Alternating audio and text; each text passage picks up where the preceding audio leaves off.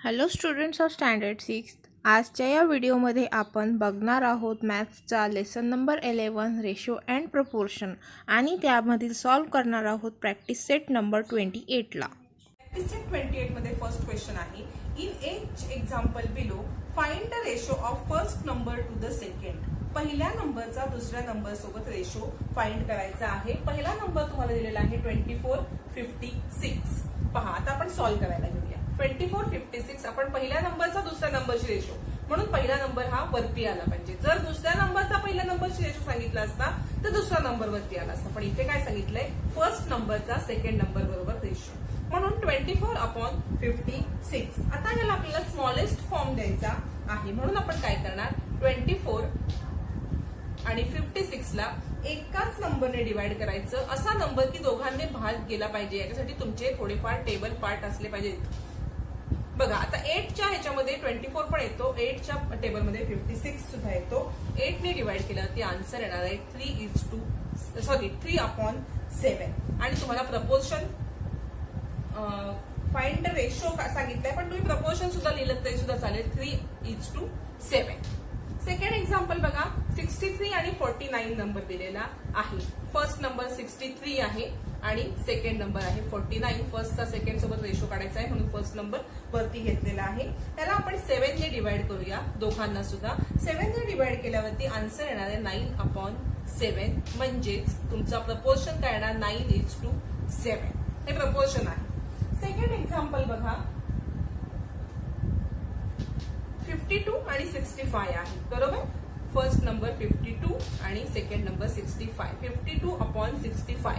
52 आणि 65 ला एकाच नंबरने डिवाइड करायचं आहे. तर आपण नंबर जर बघितला तर 13 नंबर हा आहे. तुम्हाला परत सांगते टेबल थोडेसे पार्ट मी तुम्हाला मागे सुद्धा सांगितलं होतं की रोज 2 टेबल तरी पार्ट केले किंवा 1 टेबल पार्ट केला तर तुमचे महिनाभरात सगळे टेबल्स पार्ट होऊन जातील. तुम्ही जिथे अभ्यासाला बसता तिथे रोज टेबल लिहून ठेवायचे. 1 to 30 पर्यंत टेबल चांगल्या मोठ्या कार्डबोर्ड पेपरवरती लिहून ठेवा आणि येता जाता बघत जायचं सहज की लगेच तुमचे ते पार्ट होतील. एक ट्रिक आहे बघा छोटीशी. 13 ने डिवाइड केल्यावरती इथे येणार 4/5 म्हणजे हा झाला रेशो आणि प्रपोर्शन काय त्याचं 4:5. सेकंड आहे 84. फर्स्ट नंबर दिलाय आणि सेकंड नंबर दिलाय 60. 84/60 याला आपण एकाच नंबरने डिवाइड करूया. 12 नंबरने ह्याला डिवाइड केलं तर आपल्याला 7 आणि 5 मिळेल. हा झाला रेशो आणि 7:5. फिफ्थ आहे 35 आणि 65. बघा 35 आणि 65. 35 हा फर्स्ट नंबर होता म्हणून तो फर्स्ट लिहिलेला आहे. 65 हा सेकंड होता म्हणून तो आपण खाली घेतलेला आहे. याला आपण 5 ने डिवाइड करूया. बघा 5 ने डिवाइड केल्यावरती आन्सर येईल 7/13. हा झाला प्रपोर्शन आणि हा झाला रेशो. प्रपोर्शन काय येणार 7:30.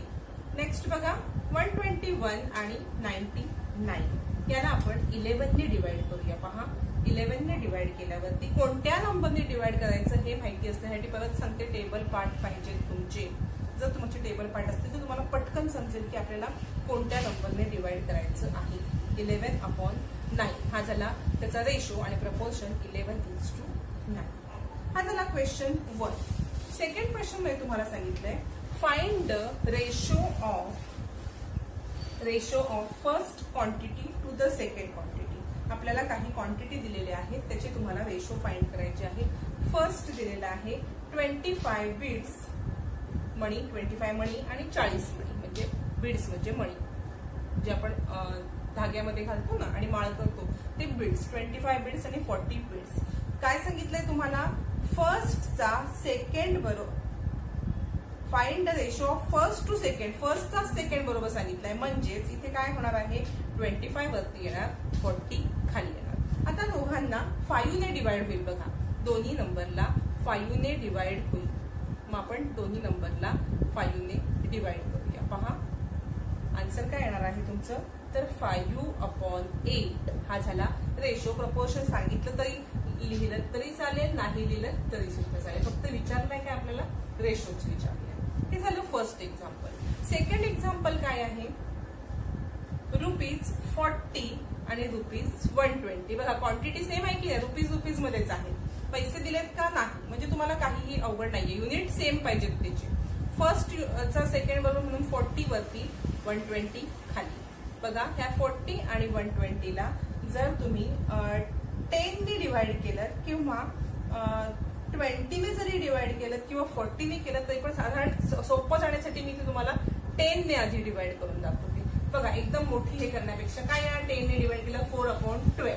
आता इथे पण बघा इथे परत 4 ने डिवाइड केलं तुम्ही तरी सुद्धा चालणार आहे. पहा काय येईल 1/3. डायरेक्ट इथे 40 ने करण्यापेक्षा तुम्हाला जर सोपं वाटत असेल तर तुम्ही अशा पद्धतीत सुद्धा 2-3 वेळा सुद्धा डिवाइड करून आन्सर काढू शकता. काय आलेला आहे आन्सर 1/3 हा त्याचा रेशो आलेला आहे. थर्ड एक्झाम्पल बघूया आपण. थर्ड मध्ये तुम्हाला आता बघा थर्ड मध्ये थोडंसं कॉम्प्लिकेटेड तुम्हाला मी आधी एक्सप्लेनेशन व्हिडिओ जर पाहिला असेल तर कोणालाही कॉम्प्लिकेटेड वाटणार नाही, पण एक्सप्लेनेशन व्हिडिओ जर पाहिला नसेल तर तुम्हाला हे थोडंसं अवघड वाटण्याची शक्यता आहे. पहा मी तुम्हाला एक्सप्लेनेशन व्हिडिओमध्ये सांगितलेलं आहे की रेशो आणि प्रपोर्शन काढण्यासाठी दोन्ही क्वांटिटीचे युनिट सेम असायला लागतात. ते युनिट सेम आहेत का? नाही. मग युनिट सेम नसेल तर सोडवायचं नाही का? असं नाही, सोडवायचंच आहे, पण आपल्याला युनिट सेम करून घ्यायचे आहे. आता पहा युनिट सेम करण्यासाठी काय करणार आपण इथे 1 आवर म्हणजे किती मिनिट? 60 मिनिट. आता आपण 1 आवरच्या ऐवजी 60 मिनिट घ्यायचे आहेत. मग 50 अपॉन काय घेणार? 60, कारण आपण कन्वर्ट करून घेतले, युनिट यांचे सेम करून घेतलेले आहे. आता 50 अपॉन 60 ह्याला बघा 4 ने डिवाइड केलं तर तुमचा 15 ने डिवाइड केलं तर आन्सर येणार आहे 1/4. 15 1 जा 15, 15 4 जा 60, 1/4. हे झालं आपलं थर्ड एक्झाम्पल. फोर्थ एक्झाम्पल मध्ये तुम्हाला काय सांगितलेलं आहे पहा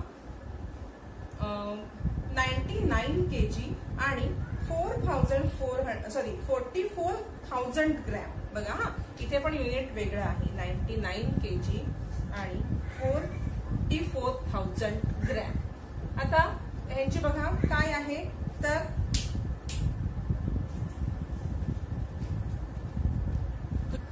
पहा आता आपण केजीचे ग्रॅम मध्ये कन्वर्ट करून घेऊया. 1 kg म्हणजे किती ग्रॅम? तर 1000 ग्रॅम, बरोबर.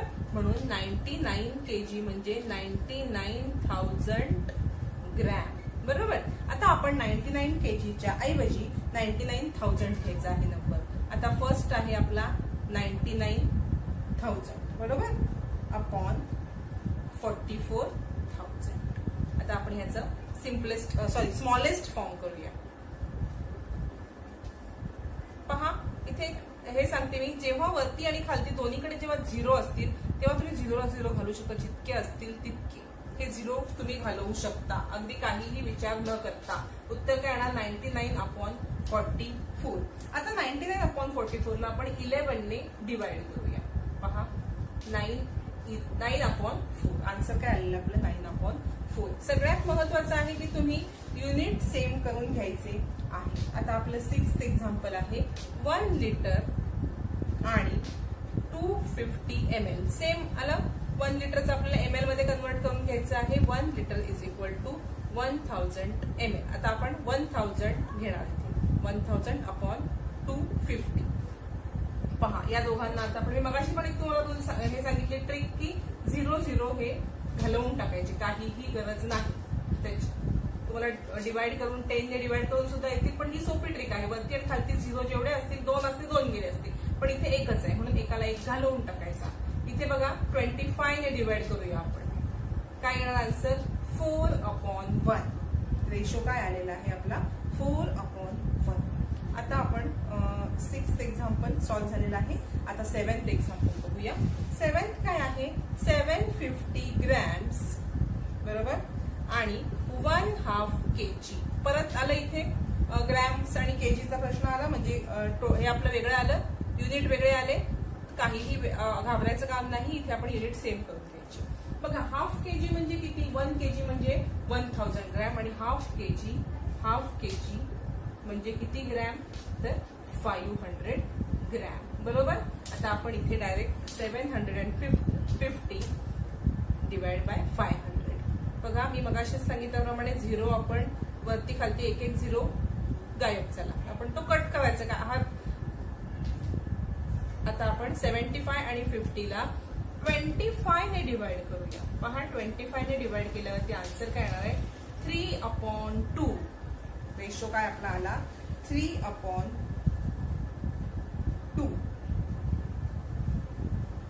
हे आपण डायरेक्ट मला वाटतं 8 एक्झाम्पल घेतलं.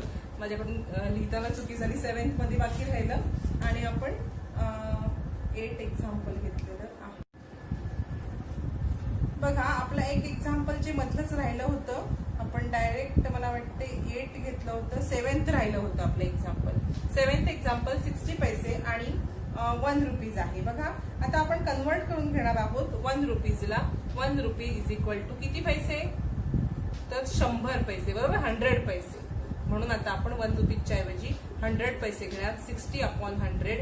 आता मी तुम्हाला सांगितल्याप्रमाणे झिरोला आपण एक झिरो कट करून टाकायचा. राहिलं काय 6/10. याला आपण डिवाइड करूया 2 ने.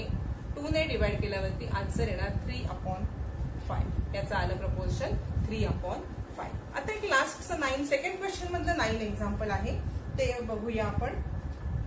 125 सेंटीमीटर आणि 1 मीटर. पहा इथे सुद्धा युनिट वेगळे आहेत.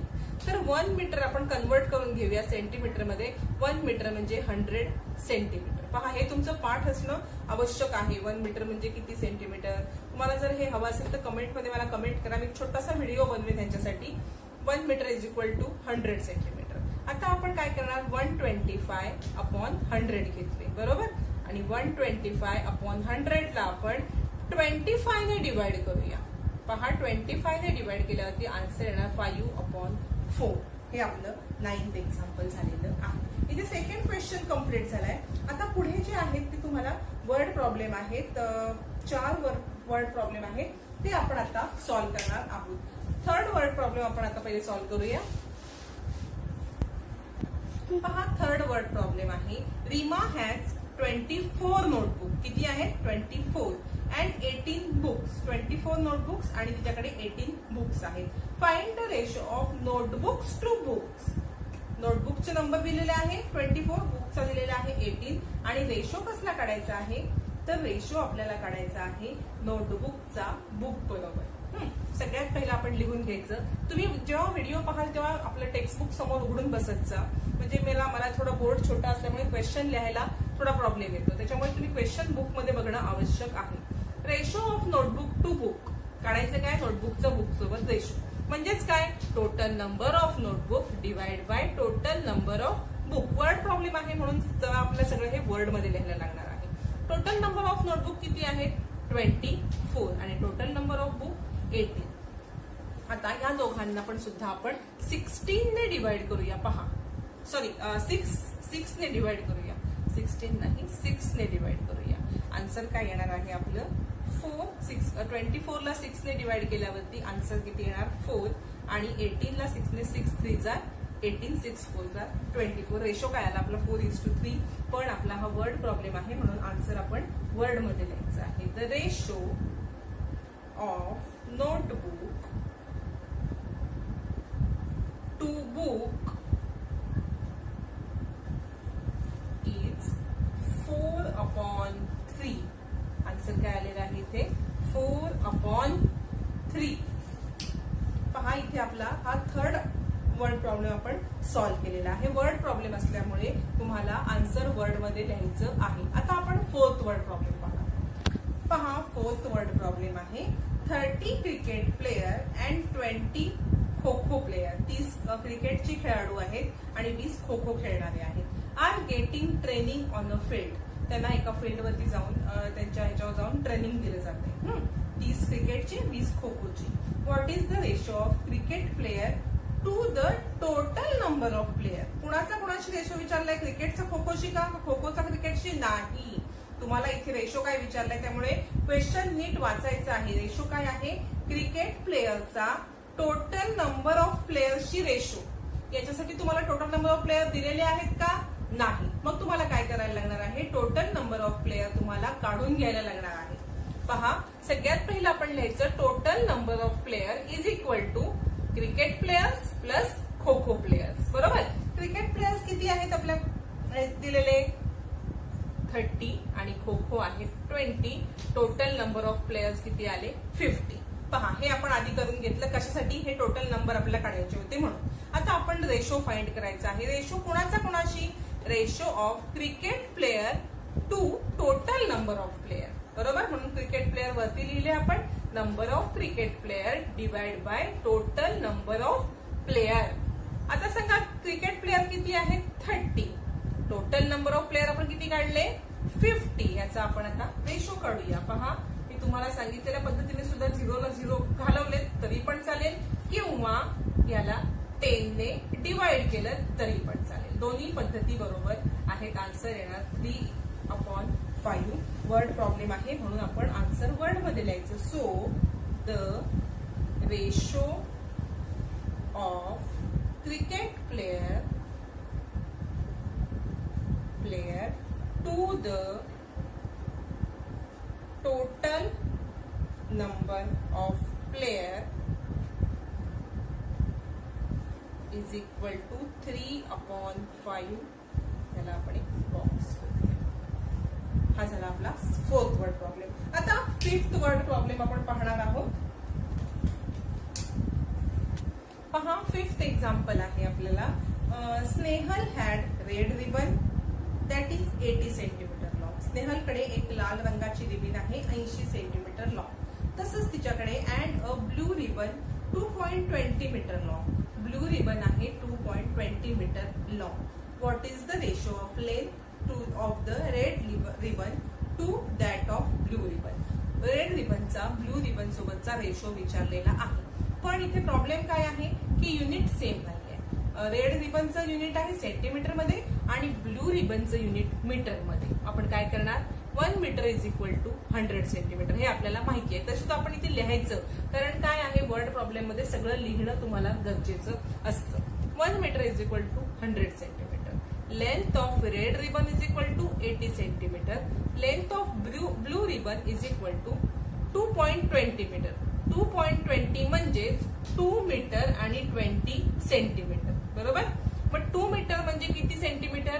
200 सेंटीमीटर प्लस हे 20 centimetre, 220 centimetre. Length of blue ribbon किती आली? 220 सेंटीमीटर. समजते तुम्हाला? 2.20 म्हणजे 2 मीटर हे आणि हे 20 सेंटीमीटर असतात. बरोबर, जेव्हा आपण असं लिहितो तेव्हा 2 मीटर आणि 20 सेंटीमीटर असतात. ते आपण लिहून घेतलं. 2 मीटरचे सेंटीमीटर मध्ये कन्वर्ट केले, प्लस त्याच्यामध्ये हे 20 सेंटीमीटर सुद्धा ऍड केले, एकूण झाले 220 सेंटीमीटर. आता इथे आपण लिहून घ्यायचं. So ratio of red ribbon to the blue ribbon. Red रिबनचा ब्लू रिबन सोबत रेशो काढायचा आहे, म्हणून length of red ribbon divide by length of blue ribbon किती आहे? 80/220. आता आपण काय करणार? 80/80 आणि 220 ला एकाच नंबरने डिवाइड करणार आहोत. बघा, कोणत्या नंबरने डिवाइड करूया आपण? 10 ने करूया. असं केलं तरी चालेल, किंवा मी तुम्हाला ज्या पद्धतीने सांगितलं हे दोन्ही 0 घालवले तरी चालणार आहे. आन्सर येणार आहे तुमचं 8/22. परत बघा, इथे सुद्धा 4 ने डिवाइड होईल. बरोबर, या दोघांना सुद्धा 4 ने नाही होणार, 2 ने डिवाइड होईल. 2 ने डिवाइड केल्यावरती आन्सर येईल 4/11. रेशो काय आला आपला? 4/11. आपला वर्ड प्रॉब्लेम आहे म्हणून आन्सर वर्ड मध्ये लिहायचं. So the ratio of length of red ribbon to the blue ribbon. Ribbon माहिती ना, केसाला लावतात ती, मुलींना सगळ्या माहिती असेल. मुलांसाठी सांगते, रिबन म्हणजे केसाला बांधून वेळा घालतात ना स्कूलमध्ये. 4/11.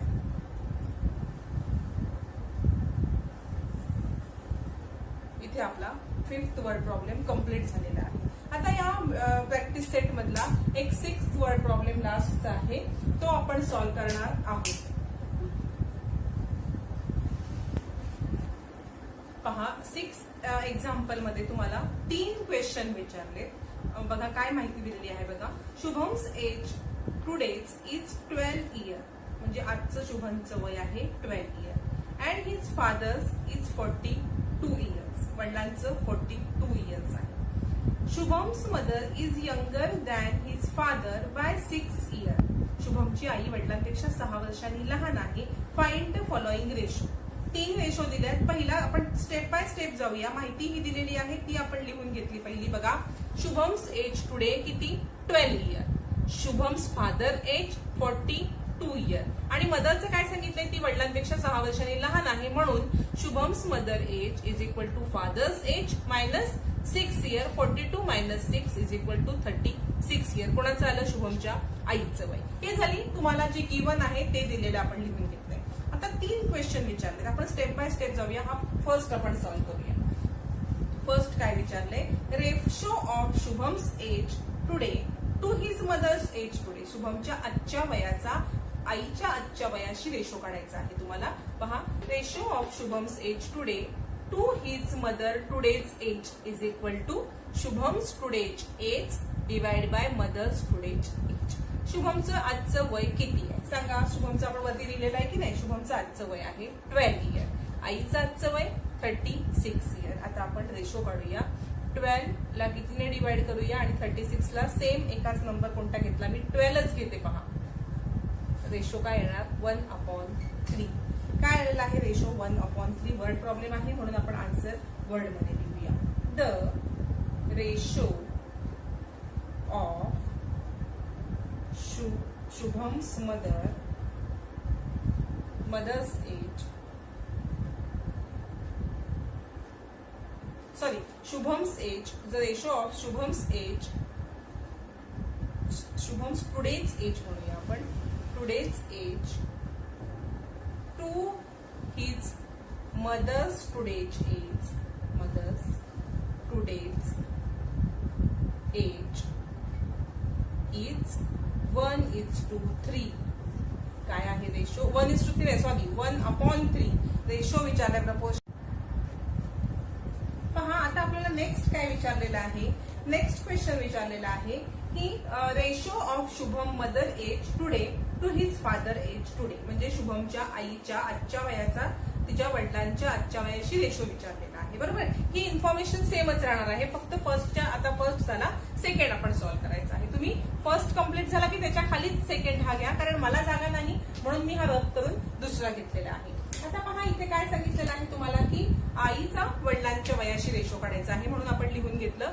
So ratio of Shubham mother's age to his father's today's age, किंवा शुभम मदर्स इथे आपण टुडेज पण म्हणू शकतो, today's age to his father's today's age.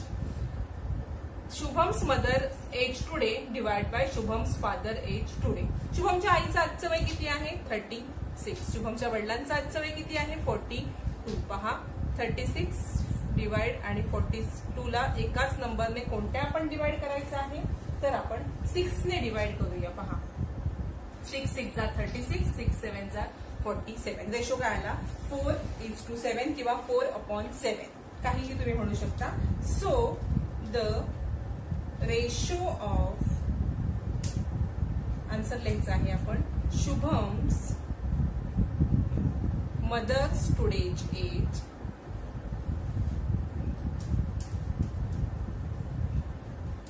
To Shubham's father's today's age to his father's today's age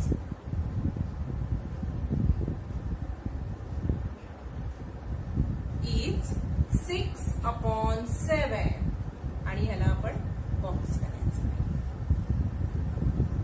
पहा, हा झाला आपला सेकंड क्वेश्चन. आता आपण थर्ड क्वेश्चन सॉल्व्ह करणार आहोत. थर्ड विचारलाय the ratio of Shubham age to his mother age when Shubham was 10 year old. बघा, हा म्हणजे शुभमच्या आईचं रेशो ऑफ शुभम्स एज, शुभमचं age to his mother's age. आईचं कधीचं वय पाहिजे, जेव्हा शुभम 10 वर्षाचा होता तेव्हाचं वय आईचं पाहिजे. बघूया, आपण सॉल्व्ह करूया थर्ड क्वेश्चन. पहा, थर्ड काय विचारलंय, मी तुम्हाला सांगितलं की आईचं वय विचारलंय, शुभम आणि आईच्या वयाचं रेशो, पण कधीचा, जेव्हा शुभम 10 वर्षाचा होता. कधी होता, जेव्हा शुभम 10 वर्षाचा होता तेव्हाचं शुभमचं वय आणि आईच्या वयाचं रेशो. पहा, इथे काय थोडंसं जमलिंग आहे. शुभम काय सांगितलं, the ratio of Shubham age to his mother age, त्याच्या शुभमच्या वयाचं आईच्या वयाशी रेशो, जे आपण फर्स्ट पण काढलेलं आहे. पण इथे काय विचारलंय, when Shubham was 10 year old, जेव्हा शुभम 10 वर्षाचा होता. पहा, हा आपण मग थोडंसं ऍडिशनल एक करायला लागणार आहे. Shubham age today 12, but when Shubham was 10 year his mother age, बघा 12 इयरचा होता तेव्हा 36, मग 10 इयरचा होता तेव्हा किती मायनस करायला लागतील, 36 minus 2 is equal to 34 year. बरोबर. जेव्हा शुभम 10 वर्षाचा होता तेव्हा त्याची आई किती वर्षाची होती, 34 इयर्सची.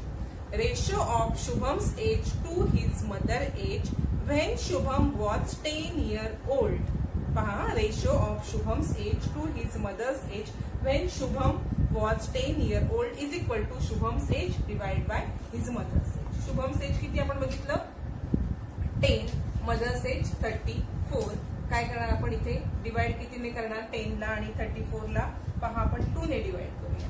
आन्सर किती येणार, 5/70 किंवा 5:17. 5/17 हा आला रेशो. वर्ड प्रॉब्लेम आहे म्हणून आपण आन्सर इथे वर्ड मध्ये लिहायचं आहे. तर ratio of Shubham's age to his mother's age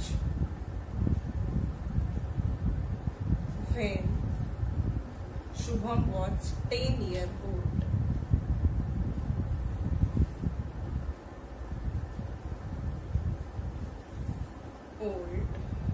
Is 5:7. पहा, इथे आपला हा प्रॅक्टिस सेट कंप्लीट झालेला